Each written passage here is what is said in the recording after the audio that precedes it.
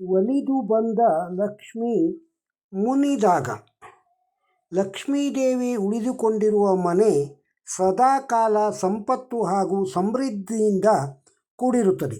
ಆದರೆ ಲಕ್ಷ್ಮೀದೇವಿ ಅಸ್ಥಿರ ಹಾಗೂ ಚಂಚಲ ಸ್ವಭಾವದವಳು. ಯಾರು ಹೆಚ್ಚು ಭಕ್ತಿ ಮತ್ತು ಧಾರ್ಮಿಕ ರೀತಿ ನೀತಿಗಳನ್ನು ಅನುಸರಿಸುತ್ತಾರೆ ಅವರ ಮನೆಗೆ ಸಾಗುತ್ತಾಳೆ. ಹಾಗಾಗಿ ನಾವು ಕೈಗೊಳ್ಳುವ ಸಣ್ಣ ಸಣ್ಣ ಧಾರ್ಮಿಕ ಕ್ರಮಗಳು ಸಹ ದೇವಿಯ ಸಂತೋಷಕ್ಕೆ ಕಾರಣವಾಗುವುದು. ಸಮೃದ್ಧಿ, ಸಂಪತ್ತು ಹಾಗೂ ಹಣದ ದೇವತೆಯಾದ ಲಕ್ಷ್ಮೀ ದೇವಿಯ ಆಶೀರ್ವಾದ ಪಡೆಯಲು ಯಾವ ಆಚರಣೆಯನ್ನು ಕೈಗೊಳ್ಳಬೇಕು ಎನ್ನುವುದನ್ನು ಮುಂದಿನ ವಿವರಣೆಯಲ್ಲಿ ಪರಿಶೀಲಿಸೋಣ. ತುಳಸಿ ದೇವಿಗೆ ಪೂಜೆ. ಹಿಂದೂ ಧಾರ್ಮಿಕ ಸಂಗತಿಗಳ ಪ್ರಕಾರ ಸೂರ್ಯಾಸ್ತದ ನಂತರ ತುಳಸಿಯನ್ನು ಮುಟ್ಟುವುದು ಮತ್ತು ಪೂಜಿಸುವುದು ನಿಷೇಧಿತವಾಗಿದೆ.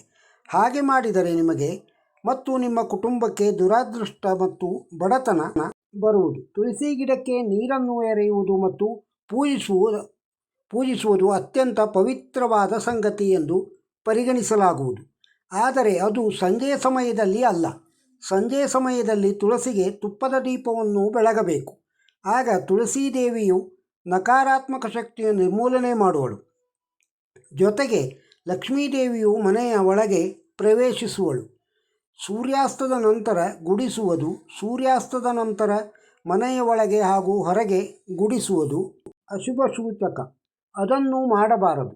ಹಿಂದೂ ಧರ್ಮದ ಕೆಲವು ಶಾಸ್ತ್ರದ ಪ್ರಕಾರ ಸೂರ್ಯಾಸ್ತದ ನಂತರ ಗುಡಿಸಿದರೆ ನಿಮ್ಮ ಎಲ್ಲ ಸಂತೋಷ ಮತ್ತು ಅದೃಷ್ಟವನ್ನು ನೀವು ಕಳೆದುಕೊಳ್ಳುವಿರಿ. ಎಲ್ಲವೂ ಸ್ವಚ್ಛವಾಗಿ ತೊಳೆದು ಹೋಗುವುದು. ಲಕ್ಷ್ಮೀದೇವಿಯು ಮನೆಯಿಂದ ಆಚೆ ಹೋಗುವಳು ಎಂದು ಹೇಳಲಾಗುವುದು. ದೈಹಿಕ ಅನ್ಯೋನ್ಯತೆ. ಸಂಜೆಯ ಸಮಯದಲ್ಲಿ ದೇವರಿಗೆ ದೀಪವನ್ನು ಬೆಳಗಿ ಪ್ರಾರ್ಥನೆ ಅಥವಾ ಭಜನೆಯನ್ನು ಮಾಡಬೇಕು.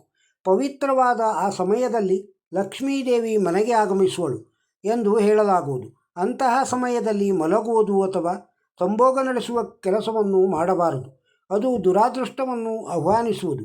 ಲಕ್ಷ್ಮೀದೇವಿಯ ಕೋಪಕ್ಕೆ ಕಾರಣವಾಗುವುದು. ದೇವಿ ಮನೆಗೆ ಬರುವ ಸಂದರ್ಭದಲ್ಲಿ ದೈಹಿಕ ಅನ್ಯೋನ್ಯತೆಗೆ ಒಳಗಾದರೆ ಭವಿಷ್ಯದಲ್ಲಿ ಕಷ್ಟಗಳನ್ನು ಎದುರಿಸಬೇಕಾಗುವುದು. ಸೂರ್ಯಾಸ್ತದ ಸಮಯದಲ್ಲಿ ನಿದ್ರೆ. ಸೂರ್ಯಾಸ್ತದ ಸಮಯದಲ್ಲಿ ದೇವರ ಆರಾಧನೆ ಹಾಗೂ ಭಜನೆ ಕೈಗೊಳ್ಳಬೇಕು. ದೇವರ ಧ್ಯಾನ ಹಾಗೂ ಭಜನೆ ಮಾಡಲು ಅದು ಅತ್ಯಂತ ಪವಿತ್ರವಾದ ಸಮಯವಾಗಿರುತ್ತದೆ. ಅಂತಹ ಸಮಯದಲ್ಲಿ ಮಲಗಿ ನಿದ್ರೆ ಮಾಡಿದರೆ ನಕಾರಾತ್ಮಕ ಶಕ್ತಿಯನ್ನು ಆಕರ್ಷಿಸುವುದು. ವ್ಯಕ್ತಿಯು ಬೊಜ್ಜು, ರಕ್ತದೊತ್ತಡ ಸೇರಿದಂತೆ ಅನೇಕ ಆರೋಗ್ಯ ಸಮಸ್ಯೆಯು ಕಾಡುವುದು. ಲಕ್ಷ್ಮೀದೇವಿ ಅಂತಹವರ ಮನೆಗೆ ಬಾರಲು ಎನ್ನಲಾಗುತ್ತದೆ. ಸಂಜೆಯ ಪಾತ್ರೆ ತೊಳೆಯುವುದು. ತಿಂದ ಊಟ ತಿಂಡಿಯ ಪಾತ್ರೆಯನ್ನು ಆ ಕ್ಷಣಕ್ಕೆ ತೊಳೆದು ಸ್ವಚ್ಛಗೊಳಿಸಬೇಕು.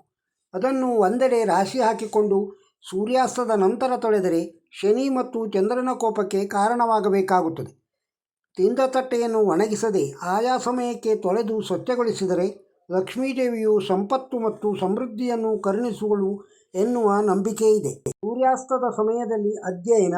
ಸೂರ್ಯಾಸ್ತದ ಸಮಯದಲ್ಲಿ ಅಧ್ಯಯನವನ್ನು ಮಾಡಬಾರದು. ಹಾಗೊಮ್ಮೆ ಅಧ್ಯಯನವನ್ನು ಮಾಡಿದರೆ ಲಕ್ಷ್ಮೀದೇವಿಯ ಕೋಪಕ್ಕೆ ಕಾರಣವಾಗಬೇಕಾಗುತ್ತದೆ. ಸೂರ್ಯಾಸ್ತದ ನಂತರ ಅಧ್ಯಯನ ಮಾಡುವ ಬದಲು ಶಾರೀರಿಕ ವ್ಯಾಯಾಮ ಹಾಗೂ ಧ್ಯಾನವನ್ನು ಮಾಡಬೇಕು. ಆಗ ಲಕ್ಷ್ಮೀದೇವಿಗೆ ಸಂತೋಷವಾಗುವುದು. ಜೊತೆಗೆ ಆಶೀರ್ವದಿಸುವಳು. ಅನುಚಿತ ಸ್ಥಳಗಳಲ್ಲಿ ಉಗುಳುವುದು. ಅನುಚಿತ ಸ್ಥಳಗಳಲ್ಲಿ ಅಥವಾ ಪವಿತ್ರವಾದ ಸ್ಥಳಗಳಲ್ಲಿ ಉಗುಳಬಾರದು. ನಮ್ಮ ಸುತ್ತಮುತ್ತಲಿನ ಜಾಗವು ಸ್ವಚ್ಛತೆಯಿಂದ ಇಟ್ಟುಕೊಳ್ಳಬೇಕು. ಎಲ್ಲೆಂದರಲ್ಲಿ ಉಗುಳುವುದರಿಂದ ಕೊಳಕು ಉಂಟಾಗುವುದು. ಜೊತೆಗೆ ಋಣಾತ್ಮಕ ಶಕ್ತಿಯು ಈ ವರ್ತನೆಯು ಲಕ್ಷ್ಮೀ ಕೋಪಕ್ಕೆ ಕಾರಣವಾಗುವುದು. ಜೊತೆಗೆ ಭವಿಷ್ಯದಲ್ಲಿ ಸಾಕಷ್ಟು ತೊಂದರೆಯನ್ನು ಎದುರಿಸಬೇಕಾಗುವುದು. ಈ ವಿಡಿಯೋದಲ್ಲಿರುವ ಮಾಹಿತಿ ನಿಮಗೆ ಇಷ್ಟವಾಗಿದ್ದರೆ ಒಂದು ಲೈಕ್ ಕೊಡಿ. ಇದನ್ನು ಇತರರಿಗೂ ಶೇರ್ ಮಾಡಿ. ನಮ್ಮ ಚಾನಲ್ಗೆ ಸಬ್ಸ್ಕ್ರೈಬ್ ಇನ್ನೂ ಆಗದೇ ಇದ್ದರೆ ಸಬ್ಸ್ಕ್ರೈಬ್ ಆಗಿ. ನಮಸ್ಕಾರ.